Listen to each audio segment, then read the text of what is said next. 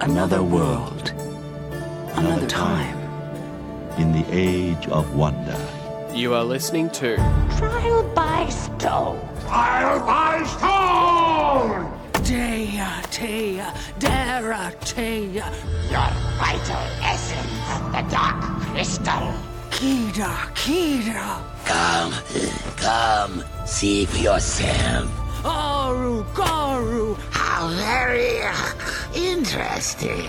Dea, Tea. I feel the song of Thra in my heart. Now go, you heroes of Thra. Hello and welcome to Trial by Stone, the Dark Crystal podcast. I'm your host, Philip. I'm Jamie. Hi there. Hey, I'm Ethan. We always have fun doing these little openers. It's like when I try to, let's get each other to say each other's names, sort of thing, for fun. But yeah, I mean, today, we are discussing about, of course, the Dark Crystal Age of Resistance, episode 3. And I think this episode title is called What Was Sundered and Undone. And this episode was written by Vivian Lee. So we're just going to keep talking about the Dark Crystal as we're always going to talk. I mean, this is a podcast about the Dark Crystal after all. Wait, what? I know. Oh. Yeah. I'm this out. franchise. I thought we were talking about Neverending Story. Goodbye. Oh. Yeah, see ya, Sky Babies. Bye, Moonchild. That would be a great Netflix series, by the way. The Neverending Story. I mean, I love the first film. Holy bleep! Oh my God, Louis, why don't you do it? Yeah. Oh, they totally should. Oh man, that's such a tangent. Wouldn't that be a great show? Seriously, when they mentioned Moonchild in I think episode 8, I lost my mind. I'm like, oh totally, God, you guys don't, yeah, don't tease me, don't tease me. The many crossovers, yeah. But yeah, I mean, this is so exciting just to talk about Dark Crystal, especially with having 10 episodes to really deep dive into. Again, this episode, pretty much like every episode, there's always so much going on within these shows. So we'll definitely be talking about each episode, as its own sort of context, but we will be talking about spoilers for the whole show, just to let you all know in advance about that. I guess I might start with yourself, Jamie. I know it starts with probably one of your sort of favorite introductions of, one of the many episodes of the Dark Crystal Age of Resistance. Yeah, so it's a tight shot on Brea in this ridiculous sort of whimsical pauper, almost reminds me of Christmas time headset, and she is now in the Order of Lesser Service, and her face, like, this puppet, this performance, let's just say it, y'all, Dia, Brea, I'm putting... You almost did a combination of Deet and Brea. Dea, she is just incredible. The performance, everything about her, her eye movements, she is the most alive character in the show. I did not expect to like her as much.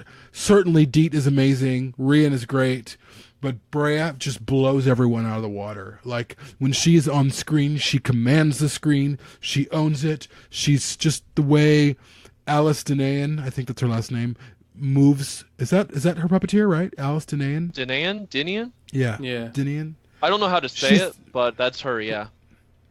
Just the way she brings Brea to life reminds me of how alive Kira was, way more so than Jen. And just to see Brea out of her element in the forest, in the Podlings, this whole sequence when they're giving the Podlings baths, and it's just pure magic. I would never have imagined it, and it's a testament to the minds of everyone involved in the show in terms of what they were able to come up with, something that felt authentic and part of the mythology. Oh my God, I could go on about this forever, but I love this shot. I was dying laughing when I watched it again last night, and yeah, it's great.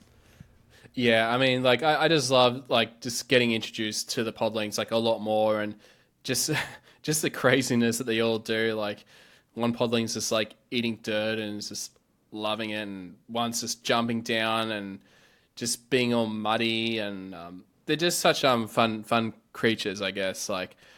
Of course, with the film, they were always sort of they're always been portrayed as like they're the most sort of Muppety of all the characters in the Dark Crystal, but they're really unique in their own way. Like, yeah, they just love to have fun and just loving just seeing like them trying to take bubble baths with the Gelflings, trying to clean them up. Yeah, it's just so hilarious. Yeah, and actually, I mean, what was actually interesting about with the bubbles and stuff, actually, I think I listened to some other podcasts, and they actually said that they didn't use water. It is all just bubbles, and that's just because I think they said about doing water with puppets is a very challenging thing to do. Just all those like little moments like that where, it's like that suspension of disbelief, so much more. Yeah. That's interesting. No, I think in your J.M. Lee interview or Tobias's or somebody's, I think that's what they said, right? They said, we love what you did with Skeksaw and the water tribes, the water clans, but it's too hard to do with puppets. And it makes you wonder if they're going to try their best to figure it out in future seasons. I don't know. Because I know a lot of people, I know there was like the shot like back in episode 2 where Rian jumps out of the castle and he lands in the water and does the swimming. But I mean, I think if you saw, I think in behind the scenes stuff that they just filmed him against a green screen and just, made that motion and then, CGI, right. the water Totally. as a layer, that sort of thing. They could do that for the Drenchen easily, I think. Yeah. I really hope that they can be able to sort of push that envelope like with season 2 with Gelflings swimming, and I think even with the Siphon clan, for example, I mean, I think they do a bit of swimming as well, with their travels and so yeah. Can we go on a slight tangent for the Siphon clan just really fast because we don't know much about them? Wouldn't it be interesting if the Siphon clan consisted of pirates, or not pirates, but like seafaring, because they seem to be seafaring, but what if they were like Mer Gelfling as well? Wouldn't that be interesting? That would be whether there's like an offspring from the Siphon clan.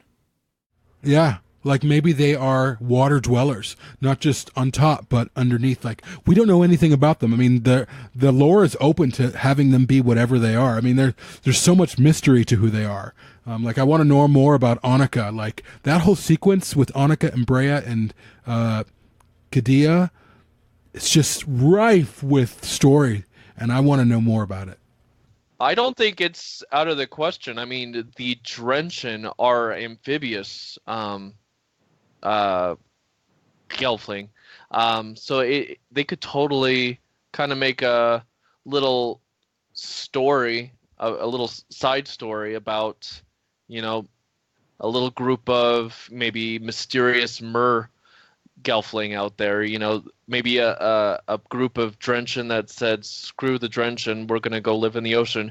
Maybe the Sifa are on their ships are like, what the heck is that, Maybe Kadia and the Librarian ran into some Mer Gelfling out there, Yeah. Could be. I know could be. The possibilities are really endless. And I mean, especially like, with the relationship between like with these two clans, with the Vapor and the Groton, it was sort of revealed I think in Song of the Dark Crystal that they were actually one clan. So there used to be, I think, like 6 sisters that represented their own sort of roles and stuff. And one of the sisters' roles was Aughra was to focus on the light and the shadow. And I think behind that story was that it became too much of a burden for this one sister to do these two tasks essentially, that they decided to split up into two clans. So I think in the past they used to be the Silver Sea clan, and then when they decided to split them up into two, that's when we got sort of the Vapor focusing on the light, and then the Grotons focusing on the dark, or the past, the history, that sort of thing. And I think that's when sort of like the Tomb of Relics sort of comes into play with the Groton clan, sort of collecting pieces of history and all that kind of stuff. So yeah, there's a lot of potential for like different clans like that are more split up upon with the world of the Dark Crystal. This actually goes to a conversation Ethan and I were having earlier in terms of the symbols for the Groton and the symbol for the Vapor. and they're very similar. One is like an upside down version of the other. There's a little bit differences in terms of like what's positioned where, but they're essentially the same symbol, but flipped and inverted. Yeah. And I will admit, I mean, I'm probably going a lot further, like, talking about this episode. But I know when Bria goes to the Almordra's ceremony room, and she's got the moth that connects to the chair, and she's actually going down.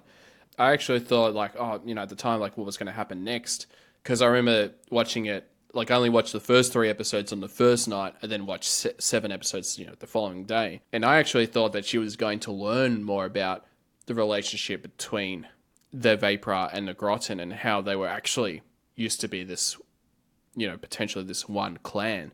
So did I. I thought yeah. that she was going to get a little history lesson down there, And the little, what's his name? The little stone creature, his name is Lore. So I thought maybe he was going to, give us some lore. I thought we were going to get a history lesson. I'm not mad at what did happen. My expectations definitely took a leap, and I was like, oh, we're going a different direction. That's cool too.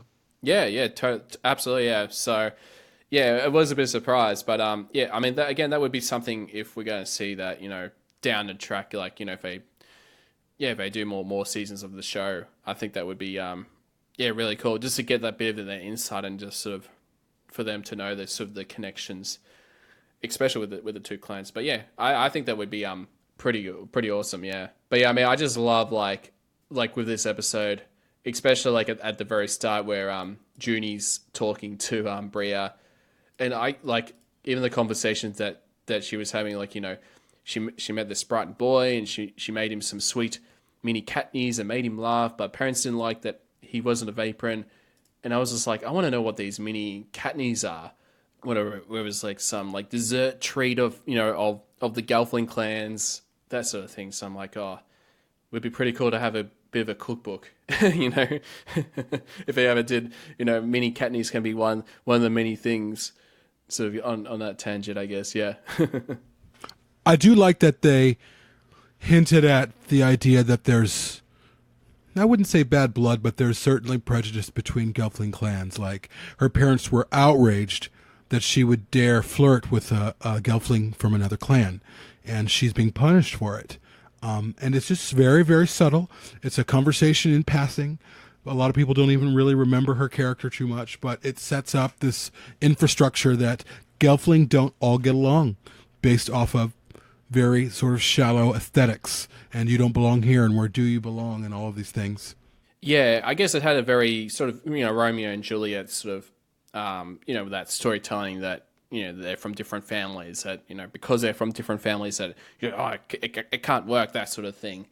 I didn't even catch that. Juni, oh man, that'd be cute. Oh, yeah. Man. Yeah. You just blew my mind. Thank you. It's always fun to think about, even like just the little moments within the episode. And again, like, I sort of remember, I think there was a part in the episode where Bria, I think she mentions, there was something to do with Sun Frenzy.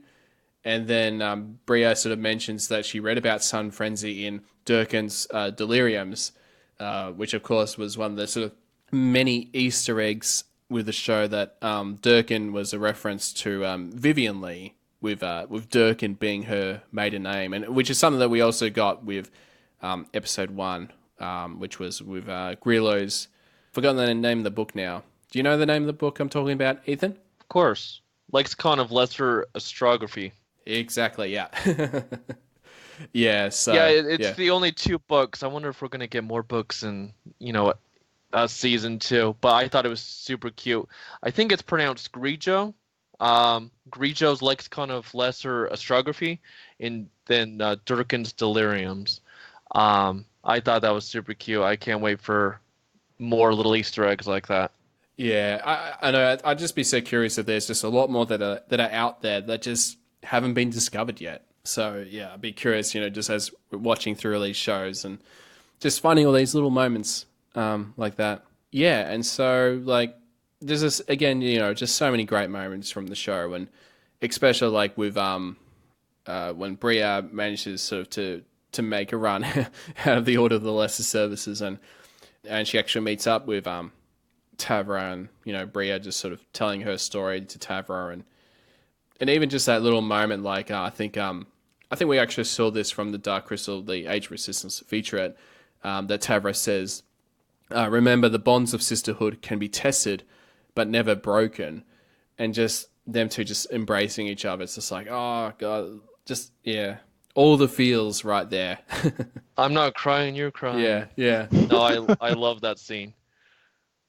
I do too. The best. And I love Tavra. I love that Tavra is sort of their unification of both Celadon and the extremes of Celadon and the extremes of Brea. And it goes back into sort of the three being one, where you have these three sisters, and the balance of these sisters is Tavra, where she understands where Celadon is coming from, but she also understands where Brea is coming from, and she understands the role of the Vapra and the Almadra. Like, Tavra's a really, really, really wonderful character. And again, very much alive. And that scene, I think it was in episode 2, where, it was in episode 2 towards the end, where Brea is sent to the Order of Lesser Services, and Tavra walks by Brea and she goes, stay strong, or be strong. And just that walk, and her sister not casting her out, where Celadon's sort of like writing Brea off. Tavra isn't doing that. Tavra is that balance, that kind of, Tavra is the love that, well, let's just meet each other in love. Like, let's just try and understand each other. Whereas Brea has a hard time loving Celadon, and Celadon has a hard time loving Brea. And Tavra is sort of, again, the balance of that. Yeah, and I will actually say that I think I really love the Tavra, like, in this show, probably compared to Tavra in the book. Just thinking about it, because I think Tavra in the book, she was a bit harsh, I think, at times, from my memory, Ethan. I don't know what you thought about the differences between what they did with Tavra, like, in the show, compared to with Joe's books. No, Tavra in the books was kind of cold, and like, she definitely was quiet. And, well, let me preface this with, I did not like Tavra in the books. I didn't really think much of her. But Tavra in the series, she was quiet, just like Tavra in the books. But she definitely was observant. She sees both sides, I guess. She looks at Celadon and, like, I think you're mad at yourself. You're not, like, she's very observant. She's quiet. She jokes that she's the fun one. And I just think, well, when we do meet up with Tavra, Naya, and Kylan, Tavra definitely is the hard-ass warrior. She slams her sword onto the table and she's like, what up?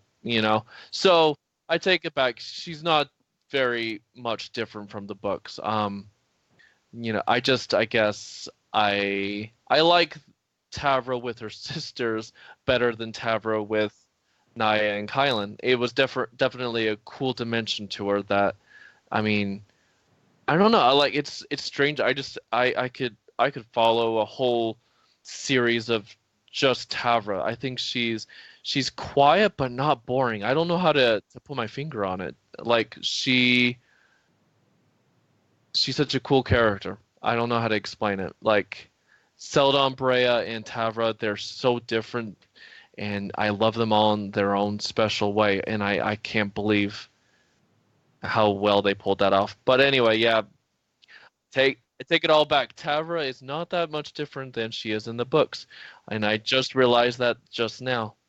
It's just a different context. Yeah, me too. Yeah, and I think I actually sort of liked. In that, when she was saying that she's got to head off somewhere, and it sort of reminds me, she's going to go, she's going to go to the castle, and she's going to go to see Naya at the, with the Drenching clan and the Swamp of Sol. So I kind of like that little, I think that little connective tissue with that. So I thought that was a pretty neat thing. Even though it wasn't mentioned on the show at all, but you can just sort of imagine that, okay, you know, we know where she's probably going to go. It's just, I mean, you know, to go on like with Bria's story, I mean, I guess you must have loved that moment, Jamie, when Bria's sort of like running up the stairs in the library and she's going to, you know, flying down from the library, going through Hurrah and entering like the throne room. Yeah, that was a great moment. Yeah. Just, again, her character is really, really phenomenal, and she steals every scene she's in, and when she's in each scene, she commands the scene. But also, she has a very different role than Rian, and we've talked about this before, where Brea is discovering the truth. The truth has been revealed to Rian, and Deet is going to tell another truth. And so Brea is a princess. She is the daughter of the Almadra, and her world has been rocked. And so has Rian's as well. Well, I guess all three of them, their world is changing, and they're trying to inform everyone. But to see Brea step out of what's expected of her, and to take these bold risks, and the moment when she realizes she could fly over and into the castle, it's just, yeah, it's a really, really great thing.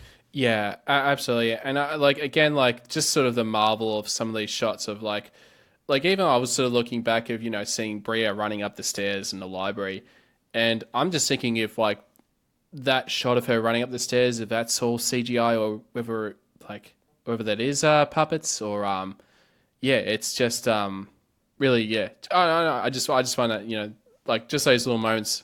I love not knowing. They blend that so perfectly. You know, it's puppet and then maybe CGI and, you know, and then puppet again, and you don't really know and you don't really want to know, or at least I don't. They do it so seamlessly. I imagine it's probably CGI. I am curious, like the original film used little actors for the Skeksis and the Gelflings, and sometimes even children for the Gelfling. And I'm really curious why. As far as I know, I don't think they ever used that as an option.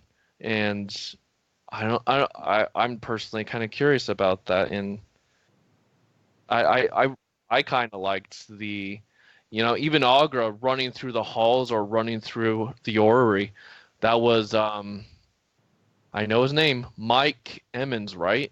The original? Yeah, in the original, Mike Emmons I'm messing up his name. Was the he's a little actor who would dress up in an Aughra body puppet and act her out. And you know, now I'm curious, because we're jumping all over the place. I'm sorry. But later, when Aughra's kind of doing some kicks and flips in the crystal chamber, I mean, I don't think that's CGI. Do you think that's the puppet being manipulated by green screened? Oh, man. No, not at all. Although that scene's actually, oh, totally. But that scene's weird. Not weird, but I had a little bit. It didn't seem to be, the continuity seemed off, where one moment she's running around the crystal chamber and then dancing, and then the next moment you see her hobbling, like she's a puppet, where she's going, yeah, that was it was sort of odd cutting back and forth between this character that seemed to have no problem walking to a character that was now has to use the cane, and that was strange to me. But aside from that, like, the character of Aughra, which we haven't really discussed yet, even though she makes her first appearance in episode 2. She's pretty awesome. She's pretty flawless. Yeah, I think, you know, let's talk about Aughra. Talking about her, we might as well get into sort of her story. And I guess, like, I mean, it was sort of like, that was the one thing I was really surprised with the show is I originally thought that Aughra was going to have a much smaller role. Like, I thought she was just going to be a cameo that she might appear in a couple episodes here and there, like, you know, at the start, like, say, at the start of the show and at the end of the show. Everything else is just going to be all about the Gelflings, that sort of thing. Like, what we got from out of the show, I was surprised of how much we actually got of Aughra. Like, more of Aughra than what I sort of anticipated, or, you know, more expectations, I guess, to an extent. But then I sort of realized that she is Thra, so it's like, her presence is always going to be felt throughout the whole story with Age of Resistance. Even when we don't see her, in scenes and stuff, that her presence is felt throughout the show. I thought Age of Resistance's handling and writing of Aughra was the best writing Aughra's ever had as a character. The novels, the comics, even the original film, I feel like they took Aughra and they understood her role in this universe, and they handled her perfectly, and it blew me away. I was right there with you, Phil. I thought she'll just be in the background, just like in the original movie, just like show up, kind of probably ramble some gobbledygook at you, and like then they go on their quest, right? But no, she does have a hand in this. She does things and you can tell that there's I guess like streams of destiny. There's lots of possibilities that lie before her, and she's almost nervous to step on a butterfly, so to speak, because she doesn't want to. She could very easily tip fate in a certain direction or the other, and I can't decide if she's trying to shape it toward something. Like, I guess she is trying to shape fate towards something, but at the same time she won't force Gelfling and other creatures toward it. Like when Celadon shows up in the dream space and she says, "Y'all are traitors." She says, "Okay, different Gelfling, different path, boom, you're out." And in some possibilities, Celadon clearly to Aughra was supposed to have a different path, but Celadon's decisions still count. And if Celadon doesn't want to be a part of this, Aughra's not going to force it. And so fate goes in a different direction. And it really makes you wonder about the future. I don't think they're going to contradict the film. That'd just be stupid. I bet they said, that's stone. We're not going to contradict that. But I really wonder what topsy-turvy turns we're going to go on to get to the movie. I think they posted some article about the writers saying, don't let the movie be a crystal ball for a potential season 2 of Age of Resistance. And that's interesting to me. I'm off on a tangent, but what I'm trying to say is Aughra in her role is so unique and so special and so incredible, and it's exciting. I mean, she is the planet, she is the crystal, and she's not going to force people into, I guess, her plan. And so it's interesting. It's going to be a fun ride, Yeah. And I mean, this was sort of, for me, was a shocking moment, like seeing, like, just when she sees the crystal and it's like all corrupted, and just the performances, like especially with Donald Kimball, who did the voice, and the puppeteering as well. But with Donna Kimball, like I reckon they would have been a hard time trying to ADR that scene, just pulling the weight and the emotion, the devastation that Aughra is having at that moment, seeing the crystal, really sick. And also, yeah, that was the most interesting thing with that moment. It was just her seeing, visions from the crystal that is actually like of herself, from the past, sort of the past talking to the future, or not to the future, but to the present Aughra. The conversations that they were sort of having back and forth. I thought that was a really interesting aspect. Yeah, kind of makes you wonder if Aughra now can talk to an Aughra future, right? Yeah, and I guess like with the crystal, it sort of it just sort of remind me again, I guess, with another franchise, with Lord of the Rings, especially with the mirror of Galadriel, where Frodo like looks into the mirror, which is, I feel like it's sort of almost like what Aughra is doing, looking at the crystal and seeing the visions, things that were, things that are, and perhaps some things that have not yet come to pass. So I mean, that would be super interesting if they. I mean, we sort of had that like with the tree, with the sanctuary tree with detail, as the tree was able to sort of project visions from the future.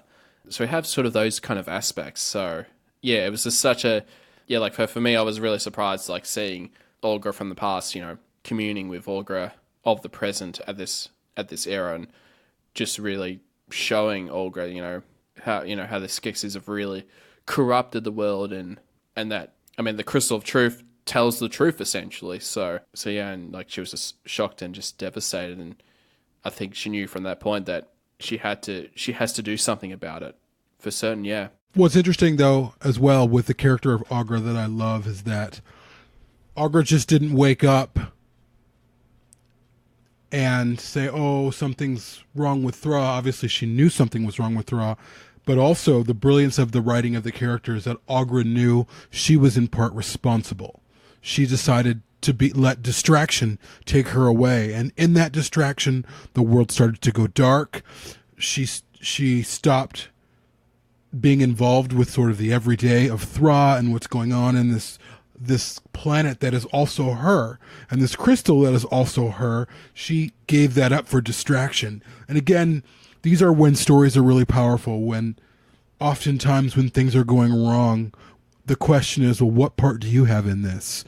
Because we live in a society in a time where everyone wants to blame everyone else for their problems or their issues, when in fact, most of the time, we are partly responsible for where we're at in our lives. And I love that they made Aughra flawed. But to your point, Phil, I also thought that Aughra would be more mysterious for most of the show, and that they would talk about her for a while, and they would like talk about this mythical Aughra who might not even exist, and then she would appear like later on. And so I was also surprised that she was on the scene so early and so much. I mean, I think she was incredible and amazing, and I love the character.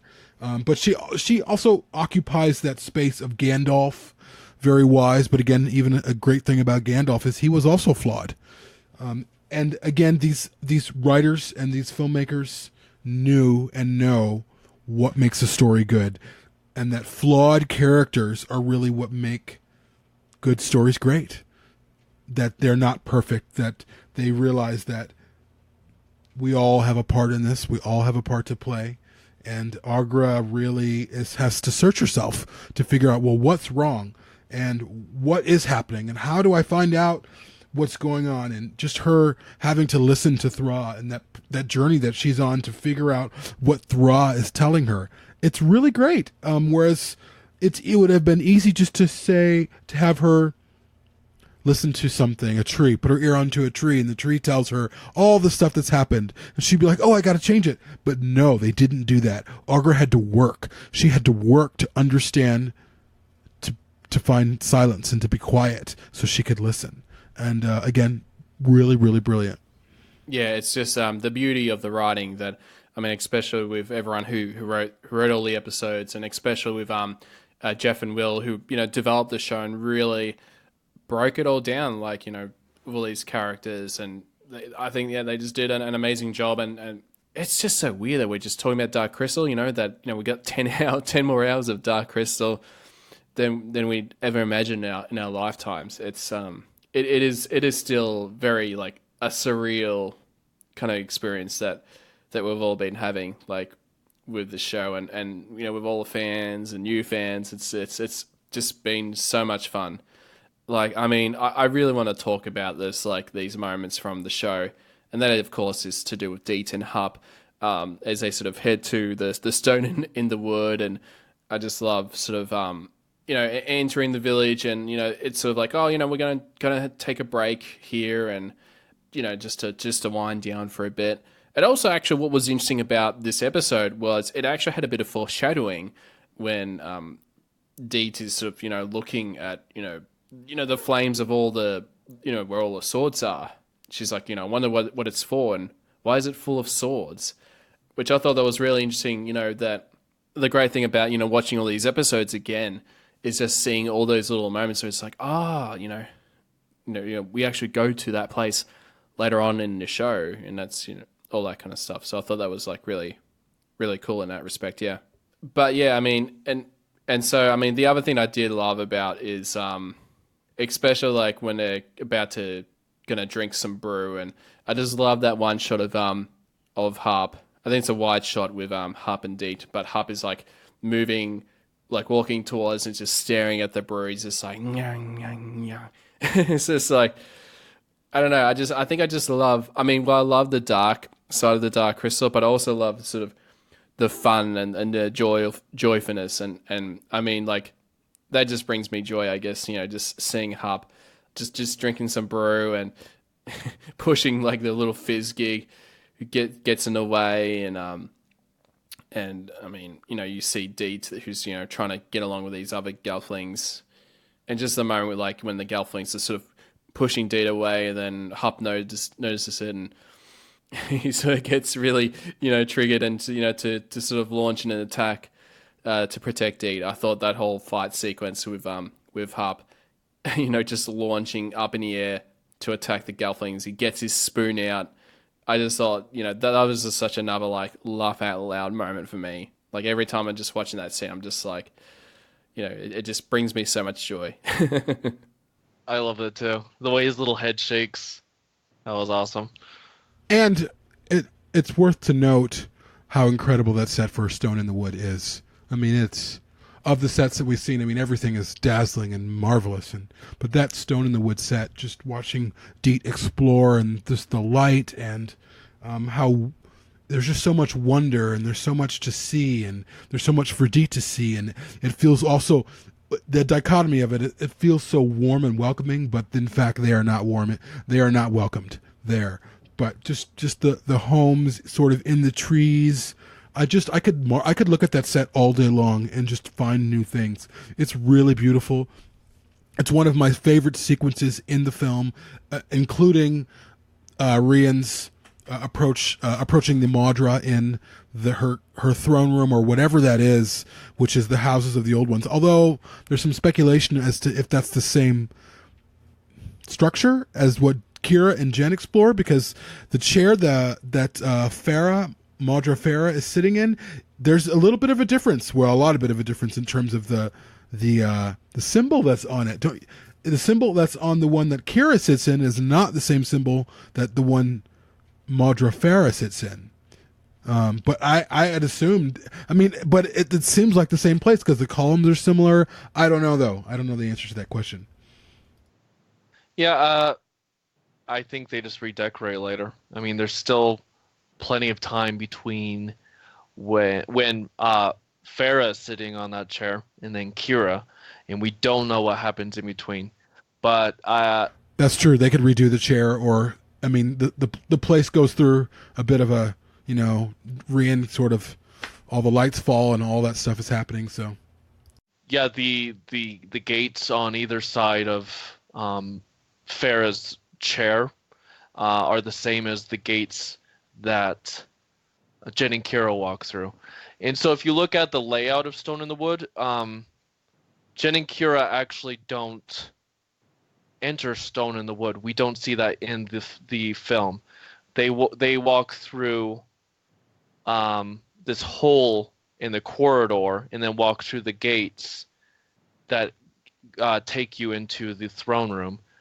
And in Age of Resistance, straight across am I messing this up? Straight across from the throne is those wooden doors that go out into the village proper. And Jen and Kira, if anything, Jen and Kira probably escape from the Chamberlain through those ruins, like the ruins of the village proper, but we don't see that in the film. So I think that the Wall of Destiny is, I don't even think we see the wall that would become the Wall of Destiny. I think that's off to the side. Yeah, I've analyzed the scenes a lot. Really, the only problem so far is that the Stonewood sigil is on everything and not in my opinion, the Aureal. It's a more simplified Aureal, but I think that's what's on the chair in the film. I could be wrong, but I mean, maybe they're trying to say, no, I don't know.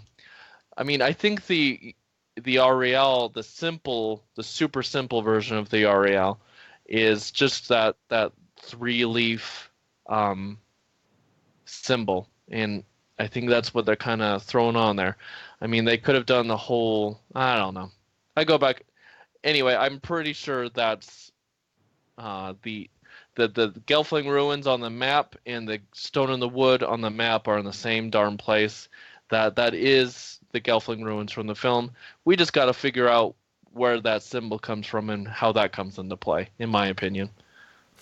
Yeah, I mean, there's still a lot of questions that sort of, that we're wanting to be resolved. And I mean, that was one of the things I was kind of surprised, I guess, with the show. I actually thought with this season as a whole, I thought we were really going to get sort of that Gelfling gathering, the whole creation of the prophecy, essentially, that we all read and heard about, that sort of thing. I thought that was something that might have picked up in this season, but I think, which was a good thing as well, that it's sort of great that, with the show, even though it didn't go through, all the questions, all the answers, all that kind of thing, but I kind of like that it sort of gave the show the breathing space that it needed to really reestablish, getting everyone coming back to the world of the Dark Crystal, getting to know all the Gelfling clans, getting to know about the Skeksis and Aughra and all the characters, and taking our time. And yeah, I mean, with a season 2, whether they might do that to, to establish sort of that creation of the Wall of Destiny and all that. So I think that would be a really exciting moment if it ever happens, within the show. This is just my interpretation of what we saw, but I think that the prophecy itself is about 379 years old. I think that the heretic and the wanderer, they say they saw the future and it lies in the hands of the Gelfling, and that's what they're fighting to do. I think that the Wall of Destiny that you see in the film, if anything, is just the prophecy written on a wall. I think this might be brave of them. I don't know.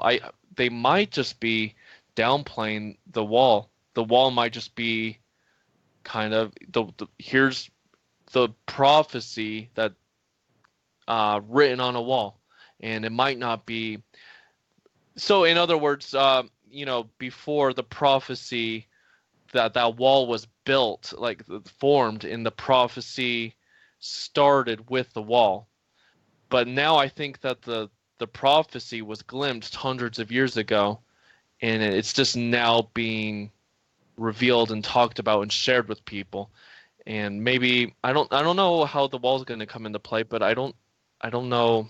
That might just be like a physical display for all Gelfling to see of this is the 400-year-old prophecy for all Gelfling to see.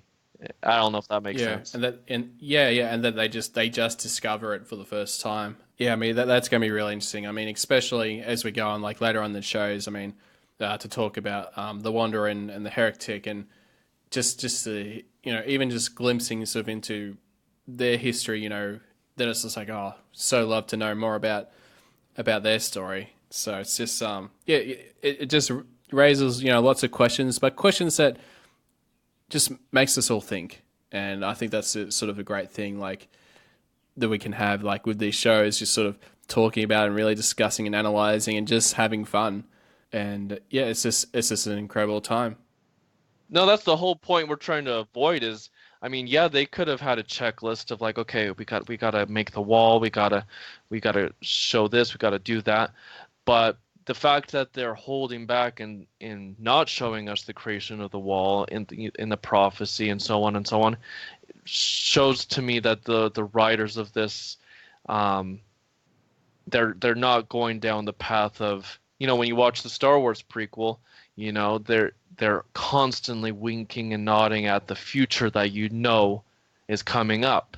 The Empire is going to rise. Luke Skywalker and Leia is going to be born separated, and Padme is going to die, and so on and so on.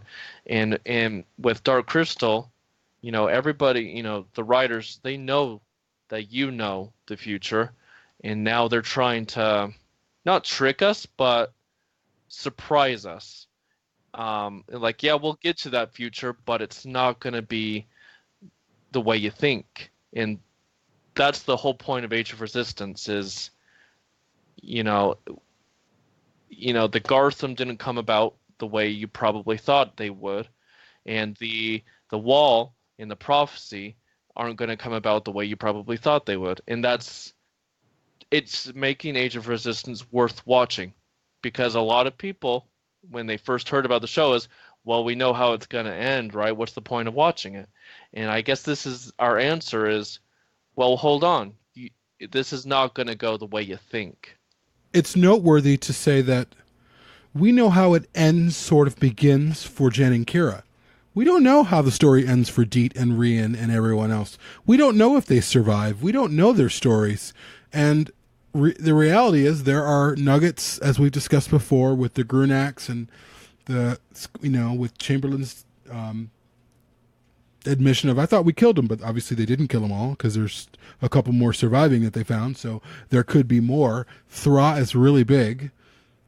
In order to, destroy all the Gelflings, they'd have to go to sort of the ends, each section or quadrant of Thra, to make sure absolutely every Gelfling was destroyed. We don't know if that's actually possible. So there's a lot of mystery there, and I actually think that the Wall of Destiny isn't created. What I think is that Ergo and the Heretic they have this sort of divine knowledge that, yes, the Gelfling are going to play a role in the reunification of us and the defeat of the Skeksis, but they don't know for sure how.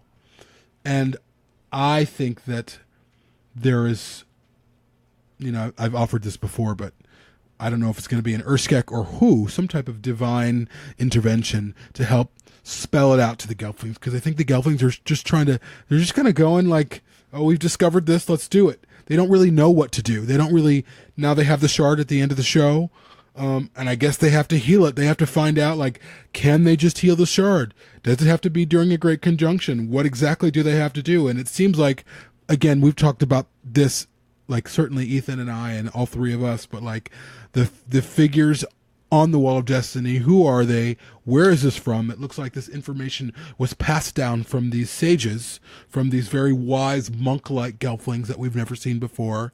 But who knows?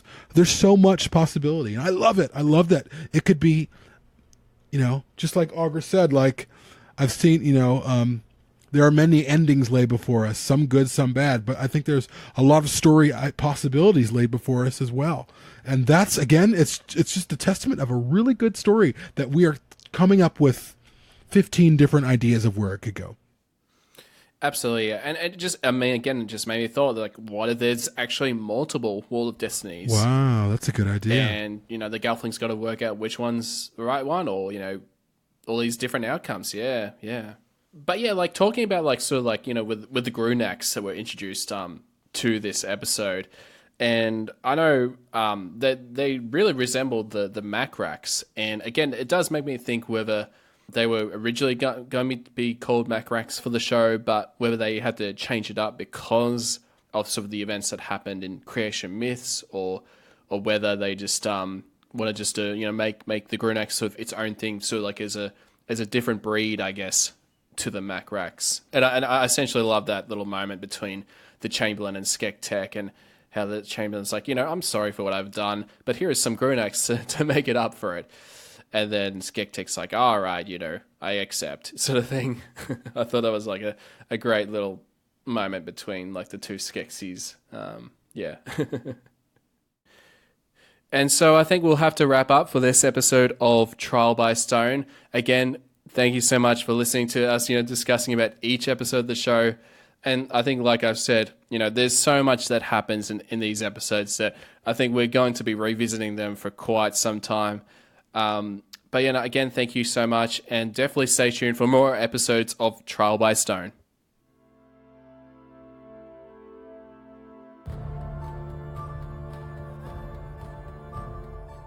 Trial by Stone, the Dark Crystal podcast, is a production of 3 Point Edit. If you'd like to get in contact with the show, you can do so at darkcrystalpodcast@gmail.com. You can also like us on Facebook, follow on Twitter and Instagram, and subscribe on YouTube.